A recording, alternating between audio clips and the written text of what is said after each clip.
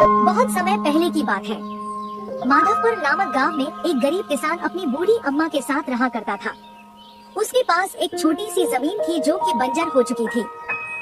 फिर भी वह दिन रात उस पर मेहनत करता था। मोहन बहुत ही मेहनती और ईमानदार था। वह एक आत्मविश्वास से भरा हुआ व्यक्ति था जिसे न हालातों से डर लगता था न ही लोगों की बातों से।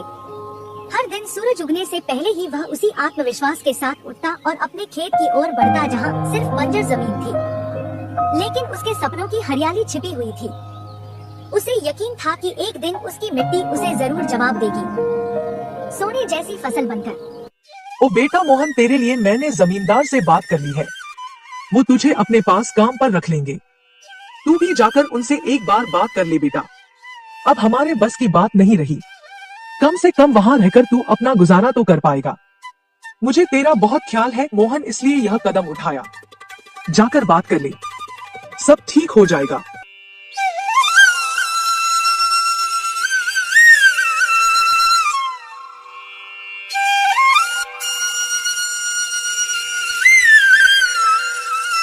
क्या अम्मा, तुमने क्या बात की वहाँ? मैं नहीं जाऊंगा। हमारा खुद का खेत है तो मैं दूसरों के पास क्यों काम करने जाऊं? मैं गरीब सही मगर खुददार हूँ। मैं अपनी मिट्टी में पला हूँ, उसी में पसीना बहाऊंगा। चाहे जितनी भी मुश्किल हो अम्मा, मैं अपनी ही जमीन पर मेहनत करूंगा, किसी और की नौकरी नहीं करूंगा। अरे मोहन, उस बंजर जमीन में क्या उगाएगा तू? वो जमीन अब बिल्कुल बेकार हो गई है बेटा। ना उसमें नमी बची है ना जान। तू अपनी जिंदगी यूं ही जाया कर देगा। उस जमीन को संवारते संवारते मैं जानती हूँ तेरा हौसला बड़ा है, पर बेटा हौसले से पेट नहीं भरता। तू मेरी बात मान ले। वो जमींदार कम से कम तुझे रोज की रोटी तो देगा। अपनी जिद छोड़ दे बेटा।